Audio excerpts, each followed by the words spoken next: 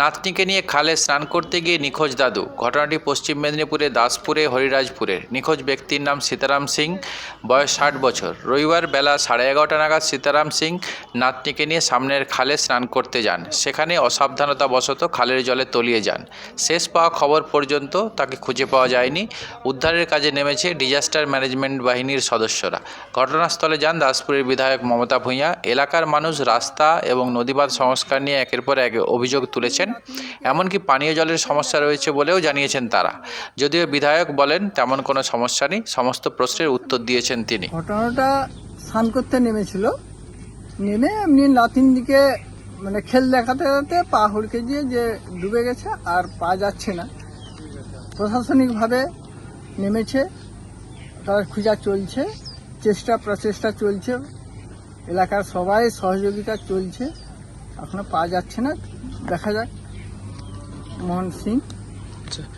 স্থানীয়দের অভিযোগ এখানে যাতায়াতের কোনো রাস্তা নেই এবং পানীয় জলের কোনো ব্যবস্থা নেই এমন অভিযোগ। পানীয় জল এবার যে সামনেই জল আছে, ওরা রয়েছে পরে, ওরা থাকতো পরপর তো বাইক থেকে এসে বাসস্থানটা এটা, এখানে ওরা নয়, এখানকার ওরা নয়, ওরা বাইক থেকে এসে সব একজন আসলে ওদের সব উপর থেকে সব আসে, পরপর বাঁধের ধারে খাস জায়গা বাড়ি করে আছে, সেই তারা বাস করছে। এবার জল দেওয়া চলছে, খানিকটা চলছে, আবার পথশ্রীর মধ্য দিয়ে এটা টেন্ডার হয়ে আছে, কাজ হবে।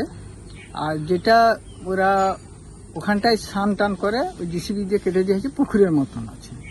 আচ্ছা, ওই যে এখানটায় ঘটেছে এখানে ঘটনাটা তো আপনারা দেখতেই পাচ্ছেন যে 19 সালে এখানে একটা বন্যা হয়েছিল। সেই বন্যায় যে ওই রাস্তাটা যে হানা পড়েছিল সেটা আজ অবধি বাঁধা হয়নি। তার ফলে ওটা দিয়ে জল একটা রেসে বেরিয়ে যাচ্ছে, ওইটা পেরিয়ে ওদের বাড়িতে যেতে হয়। আচ্ছা, তো উনি যাওয়ার সময় নাতিপুতিকে নিয়ে যাচ্ছিলেন, পার হচ্ছিলেন, সেই সময় পা স্লিপ খেয়ে জলের তলায় ভেসে যায়। দেখা যাচ্ছে এক কোমর জল, কোন যাতায়াতের কোনো রাস্তা নেই। ওটা হচ্ছে যে ম্যাক্সিমাম 50 থেকে 60 ফুট গভীর। আচ্ছা, এই এলাকাগুলো এই যে আপনারা দেখতে পাচ্ছেন, এই এলাকাগুলো মাটি কেটে, মাটি ট্রাক্টরে করে, জিসিবি করে মাটি কেটে মাটিগুলো বিক্রি করেন। কারা করেছে? স্থানীয় তৃণমূল নেতা।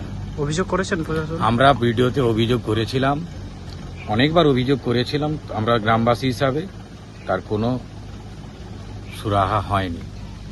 তার ফলে আজকে ওটা যদি রাস্তাটা যদি বেঁধেও দিত, তাহলে আজকে এত বড় একটা দুর্ঘটনা ঘটতো না। আপনার নাম? আমার নাম তাপস মণ্ডল। এই এলাকার বাসিন্দা? আমি এলাকার এই গ্রামের বাসিন্দা।